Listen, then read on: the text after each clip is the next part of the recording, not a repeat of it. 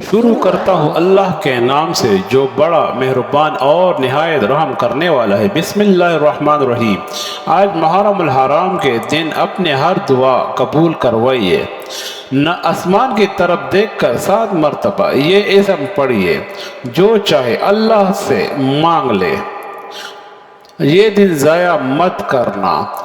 محترم ناظرین، اللہ تعالیٰ کے اس نے ہمیں مخلوق میں سب سے اچھا مخلوق، امتوں میں سب سے اچھی امت اور پھر امت میں سب سے اچھا گروہ میں ہونے کا شرف و مقام بخشا۔ یہ اللہ تعالیٰ کا ایک احسان عظیم ہے، اس پر جتنا بھی شکر بجا لایا جائے وہ کم ہے۔ کچھ وقت ایسے ہوتے ہیں، کچھ گھڑیاں ایسی ہوتی ہے، انسان کہتے ہیں میری زندگی میں بس ٹوکریاں ہی ہے، مشکل حالات ہے، پریشانیاں ہیں، لیکن قدرت اوپر سے عجیب فیصلے کرتے ہیں۔ وہ لوگ جو کہتے ہیں ہمارے دعائیں قبول نہیں ہوتی، گناہ کر کر کے دنیا کی تاریک راہوں میں بھٹک بھٹک کر دل ازک آلودہ ہو چکا ہوتا ہے۔ اب اس دل کو صاف ہوتے ہوئے بھی کچھ وقت لگے گا۔ اللہ سے مانگنا اور جلدی جلدی یہ اس کی شان کے خلاف ہے۔ قلبی طہارت کے حصول کے لیے ضروری ہے کہ اخلاص کی نعمت موجود ہو اور پورے اعتقاد اور یقین کے ساتھ اس کی بارگاہ میں سر جھکایا جائے۔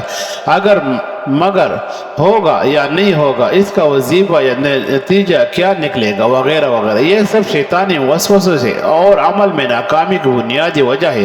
میرا اللہ کہتا ہے، اے انسان، تو نے میرا نام غفور اور رحیم سنا اور پڑھا ہے۔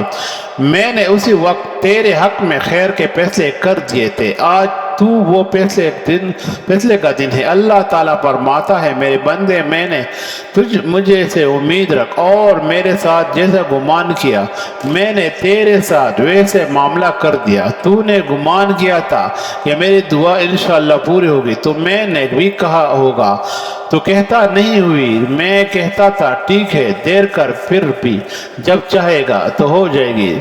تو میں نے انشاءاللہ اس لیے کہا کہ آج ہمارے حق میں اس کی رحمت کے فیصلے ہوں گے، انشاءاللہ کرم کے، عطاعت کے، شفقت کے، مہربانی کے، فضل کے فیصلے انشاءاللہ ہوں گے۔ اب اس میں بھی یہ ایک عجیب بات ہے، اس انشاءاللہ کہنے والے میں پتہ نہیں کون سا ایسا ہوں گے جس کے انشاءاللہ پہ مہر لگے گی۔ جزاک اللہ کے جامع دعا ہے، یہ کیسی جامع دعا ہے کہ کیسے میں کائنات بن گیا ہوا ہے۔ اللہ والے مدینے والے کے ان مبارک بولوں میں سے ایک مکمل دعا ہے، جس دعا کے اندر حسن ہے، جس دعا کے اندر دولت ہے، جس دعا کے اندر تاج ہے، جس دعا کے اندر سردار ہے، جس دعا کے اندر خیر ہے، جس دعا کے اندر برکت ہے اور جس دعا کے اندر شوکت ہے، رفقت ہے، بلندیاں۔ جزاک اللہ کے تجھے اللہ جزا دے۔ غریب کے گھر پہ بچہ پیدا ہونا لگا تو اسے شہد کی ضرورت پڑی۔ دائی کہنے لگی کہ شہد لے آئیے۔ غریب آدمی نے کہا شہد تو ہمارے پاس نہیں ہے۔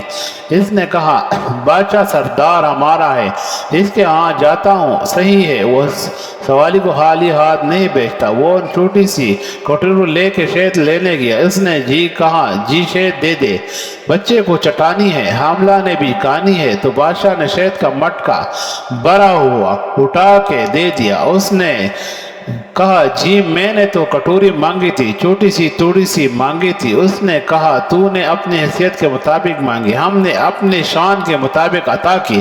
جزاک اللہ کہ اللہ تجھے جزائے خیر دے۔ میرا رب اپنی شان کے مطابق جزا دیتا ہے، اجر دیتا ہے، صلہ دیتا ہے، مزدوری دیتا ہے، عطا دیتا ہے، راحت، برکتیں اور شفقتیں دیتا ہے۔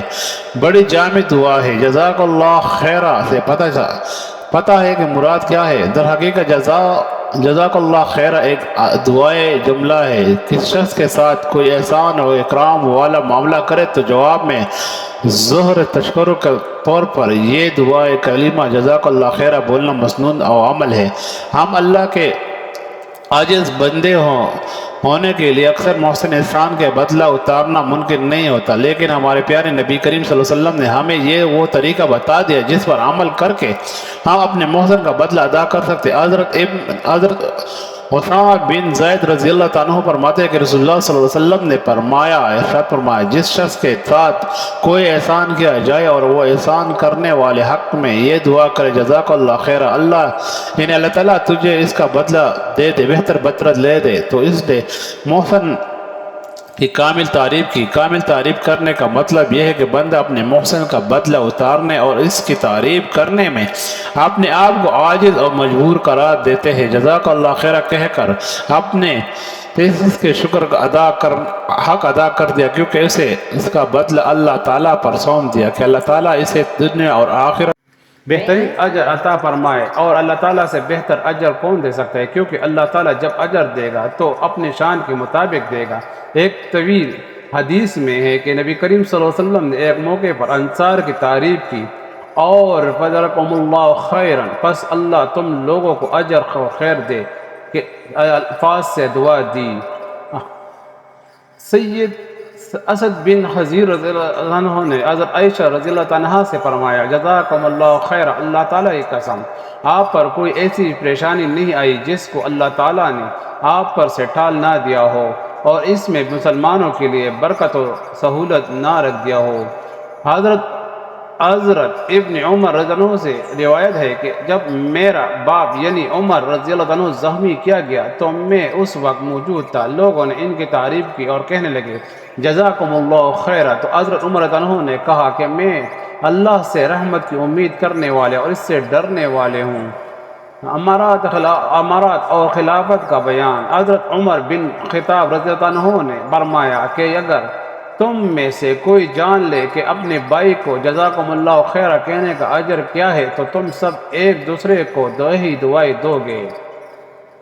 ایک موقع پر آپ صلی اللہ علیہ وسلم نے فرمایا کہ جو شخص تمہارے ساتھ قولی یا فعلی احسان کرے تو تم بھی اس کا بدلہ دو، یعنی تم بھی اس کے ساتھ ویسا ہی احسان کرو، اور اگر تم مال اور زر نہ پاؤ کہ اس کا بدلہ چکا سکو تو اپنے محسن کے لیے دعا کرو جب تک کہ تم یہ جان لو کہ تم نے اس کا بدلہ چکا دیا۔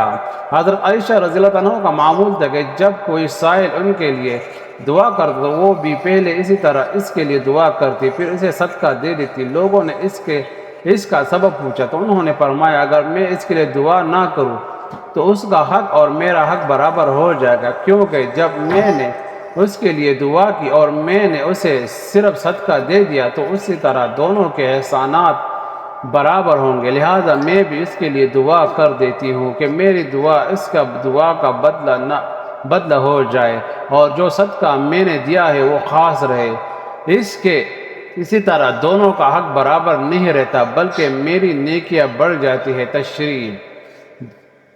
آج بھی عرب اسی طرح دعائیں کا تبادلہ کرتے ہیں، جب بھی کسی سے ملتے ہیں سلام کے ساتھ ایک دوسرے کو دعائیں کا تحفہ دینے میں کوتاہی نہیں کرتے، لیکن ہم عجمی لوگ اور خاص کر برصغیر کے مسلمان دین اسلام کے اس خوبصورت تحفے سے واقف ہے، اور اگر واقف بھی ہے تو اکثر کوتاہی ہی کرتے ہیں۔ جس نے جزاکم اللہ خیرہ کہا اس نے اپنے محسن کو ایک عظیم تحفہ دیا اور اپنے لیے اور اپنے محسن کے لیے دنیا اور آخرت عظیم و خیر و برکت حاصل کر لیا، کیونکہ اس کا دعا کا بدلہ اللہ تعالیٰ کی طرف سے ہے، اور اللہ تعالیٰ جب بدلہ دے گا تو اپنی شان کے مطابق دے گا اور محسن اور احسان مند دونوں کو دے گا۔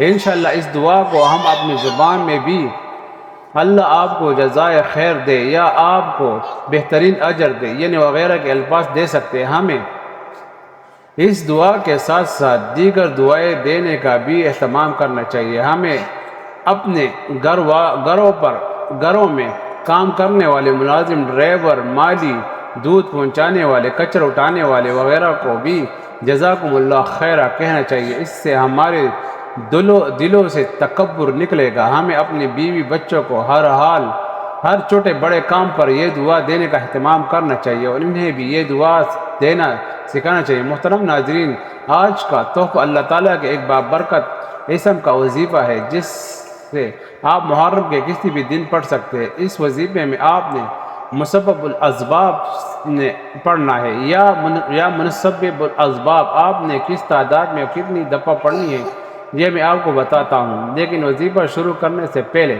میں آپ کو مسبب الاسباب کے قواعد بتاتا ہوں۔ مسبب الاسباب یعنی اسباب کو پیدا کرنے والا رب عز و جل کو چھوڑ کر فقط اسباب پر بھروسہ کر لینا، یا خالق العز و جل کو چھوڑ کر فقط مخلوق پر بھروسہ کر لینا اعتماد خلق کہلاتا ہے۔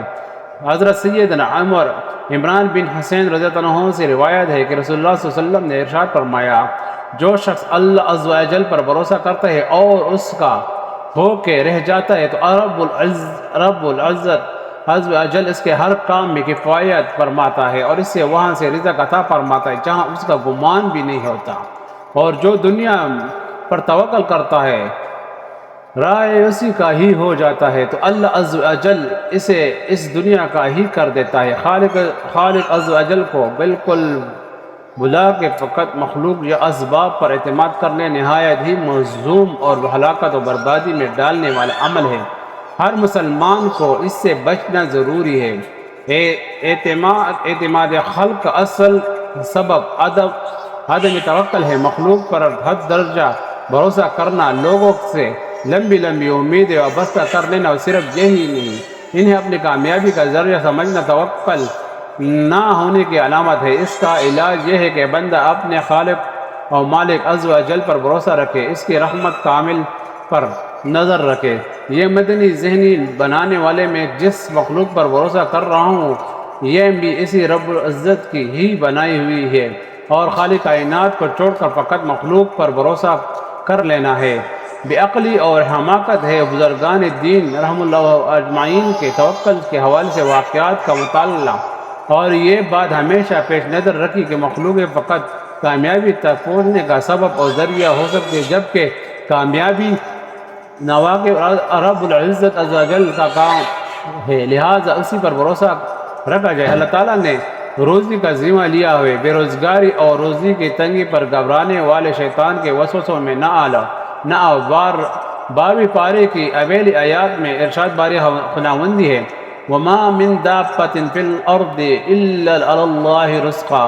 ترجمہ، اور زمین پر چلنے والے کوئی ایسی نہیں جس کا رزق اللہ کے ذمہ کرم پر نہ ہو۔ اس آیات کریمہ کے حضرت مفتی احمد یارحان رحمۃ اللہ علیہ المنان نور القرآن میں فرماتے ہیں، زمین پر چلنے والا اس کے لیے ذکر فرمایا کہ ہم کو انہیں کا مشاہدہ ہوتا ہے، یعنی دیکھنا ملتا ہے، کہ ورنہ جنات ملائک وغیرہ سب کو رب العز و جل روزی دیتا ہے۔ اس کی رزقت یعنی رزق دینے کی صفت صرف حیوانوں میں منحصر نہیں، جو جس روزی کے لائق ہے اس کو وہی ملتی ہے۔ بچوں کو ماں کے پیٹ میں اور قسم کی روزی ملتی ہے اور پیدائش کے بعد دانت نکلنے سے پہلے اور ترقی بڑے ہو کر اور ترقی العرض دابۃ یعنی زمین پر چلنے والا میں بھی حجم یعنی ہر کوئی شے ہے، اور رزق بھی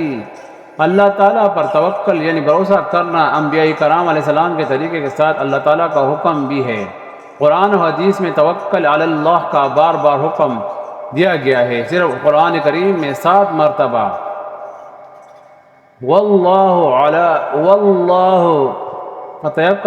فتوکل علی المؤمنین فرما کر مومنوں کو صرف اللہ پر توکل کرنے کی تاکید کی گئی ہے، یعنی حکم خداوندی ہے کہ اللہ پر ایمان لانے والوں کو صرف اللہ ہی کی ذات پر بھروسہ کرنا چاہیے۔ توکل کا لفظ یعنی کسی معاملے میں کسی ذات پر اعتماد کرنا ہے، یعنی اپنی عاجزی کا اظہار، دوسروں پر اعتماد اور بھروسہ کرنا تو توکل کہلاتا ہے، یعنی اس یقین کے ساتھ اسباب کو اختیار کرنا کہ دنیاوی اور اخروی تمام معاملات میں نفع و نقصان کے مالک صرف اور صرف اللہ تعالیٰ کی ذات ہے۔ اس کے حکم کے بغیر کوئی پتا درخت سے نہیں گر سکتا، ہر چھوٹی بڑی چیز اسے اپنے وجود اور بقا کے لیے اللہ کی محتاج ہے۔ غرض یہ کہ خالق کائنات کی ذات باری پر مکمل اعتماد کر کے دنیاوی اسباب اختیار کرنا بالکل توکل علی اللہ ہے۔ اگر کوئی شخص بیمار ہو جائے تو اسے مرض سے شفا یابی کے لیے دعا کا استعمال کرنا ہے، لیکن اس کے یقین کے ساتھ کہ جب اللہ تعالیٰ شفا نہیں دے گا دوا اثر نہیں کر سکتی، یعنی دنیاوی اسباب کو اختیار کرنا توکل کے خلاف نہیں، بلکہ اللہ تعالیٰ کا نظام یہی ہے کہ وہ بندہ دنیاوی اسباب اختیار کر کے کام کے انجام دہی کے لیے اللہ تعالیٰ کی ذات پر بھروسہ کرے، یعنی ہے یقین رکھے کہ جب تک حکم خداوندی نہیں ہوگا اسباب اختیار کرنے کے باوجود شفا نہیں مل سکتی۔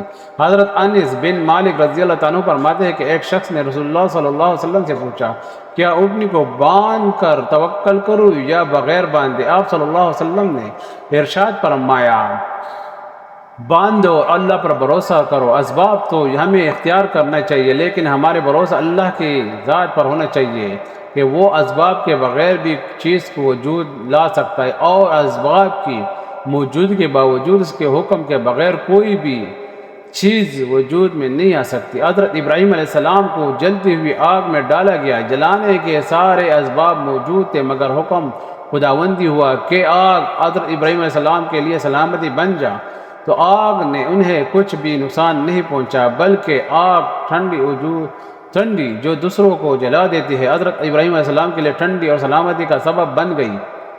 اسی طرح حضرت اسماعیل علیہ السلام کی گردن پر طاقت کے ساتھ تیز چھری چلائی گئی، مگر چھری بھی کاٹنے میں اللہ کے حکم کے محتاج ہوتی ہے۔ اللہ نے اسے چھری کو حضرت اسماعیل علیہ السلام کی گردن کو کاٹنے کا حکم دیا تھا، لہذا کاٹنے کے اسباب کی موجودگی کے باوجود چھری حضرت اسماعیل علیہ السلام کی گردن نہیں کاٹ سکی۔ اللہ کی ذات پر کامل یقین کرنا توکل علی اللہ کی روح ہے۔ اگر توکل علی اللہ کا مطلب یہ ہوتا ہے کہ صرف اللہ کی مدد اور نصرت پر یقین کر بیٹھ جائے، تو سب سے پہلے قیامت تک آنے والے انس و جنس کے نبی حضرت محمد مصطفیٰ صلی اللہ علیہ وسلم اس پر عمل کرتے، حالانکہ آپ ایسے نہیں کیا، اور نہ قرآن کریم میں اللہ تعالیٰ نے ایسے کوئی حکم دیا، بلکہ دشمنوں کے مقابلے کے لیے پہلے پوری تیاری کرنے کی تائید کی فرمائی۔ جیسے کہ عرض کیا گیا کہ قرآن کریم میں اللہ پر توکل کرنا، یہاں صرف آیات کا ترجمہ کر رہا ہوں۔ تم اس ذات پر بھروسہ کرو جو زندہ ہے، جسے کبھی موت نہیں آئے گی۔ جب کسی کام کے لیے کرنے کا عزم کر لو تو اللہ تعالیٰ پر بھروسہ کرو۔ جو اللہ پر بھروسہ کرتا ہے اللہ اس کے لیے کافی ہو جاتا ہے۔ اللہ والے، اگر آپ کا ملازمت کی تلاش میں ہے، کاروبار میں پریشانی ہے، رزق میں کمی ہے، یا پھر کوئی قانونی عدالت معاملہ رکھا ہوا ہے، تو آپ پر عمل کر لیں۔ اس کے لیے خلوص اور پختہ یقین اور نیت ضروری ہے۔ ناظرین، وظیفہ شروع کرنے سے پہلے آپ نے حضور صلی اللہ علیہ وسلم کی ذات اقدس پر درود پاک کا نذرانہ پیش کرنا ہے۔ درود پاک آپ کا کوئی سا بھی پڑھ سکتے ہیں، یعنی کہ درود ابراہیمی کی فضیلت زیادہ ہے، اسی کے لیے کوئی بھی وظیفہ یا عمل شروع کرنے سے پہلے درود ابراہیمی پڑھ لیا کرے۔ ایک بار ثواب کی نیت سے میرے ساتھ بھی پڑھ لے۔ اللہم صلی علی محمد کما صلیت علی ابراہیم وعلی آل ابراہیم انک حمید مجید۔ اللہم بارک علی محمد وعلی آل محمد کما بارکت علی ابراہیم وعلی آل ابراہیم انک حمید مجید۔ درود پاک پڑھنے کے بعد آپ نے اللہ تعالیٰ کا صفت نام یا مسبب الاسباب کا وظیفہ پڑھنا ہے۔ یا مسبب الاسباب یہ اللہ تعالیٰ کا سبحانہ و تعالیٰ کا صفاتی نام ہے۔ مختلف مسائل میں اس کے پڑھنے کی ترکیب مختلف ہے۔ عمومی طور پر جس کو حاجت پیش ہو وہ ہر روز نماز عشاء 2 رکعت نماز نفل قضاء حاجت کی نیت سے ادا کر لے۔ اس کے بعد کھلے آسمان کے نیچے ننگے سر کھڑے ہو کر 500 مرتبہ یہ اسم یا مسبب الاسباب پڑھ لے۔ بعد ازاں کھڑے ہو کر اللہ تعالیٰ کی بارگاہ میں دعا کرے، اللہ اسباب پیدا فرمانے والا ہے، بس اس بات کا یقین قائم کرے کہ ہر ممکن کو ہر ممکن بنا دیتا ہے۔ گڑ گڑا کر اپنے رب تعالیٰ کو منا لے، آج میں اس عمل میں کبھی بھی ناکامی نہیں ہوئی۔ ناکامی اپنے حامی اور یقین اور کمزوری کی وجہ سے ہوتی ہے۔ عمل کرنے کے بعد درود کر اللہ پاک سے اپنے مقصد کے لیے اپنے حاجت کی تکمیل کی دعا کرے، انشاءاللہ آپ کو ہر مقصد میں کامیابی حاصل ہوگی۔ ناظرین، اپنے رزق میں برکت وسعت اور کشادگی کے لیے اللہ کے 99 ناموں میں سے ایک نام کمنٹ سیکشن میں ضرور شیئر کرے۔ اللہ تعالیٰ آپ کا حامی اور ناصر ہو۔ جزاکم اللہ خیرہ۔ اگر کوئی غلطی ہو تو معافی چاہتا ہوں۔ السلام۔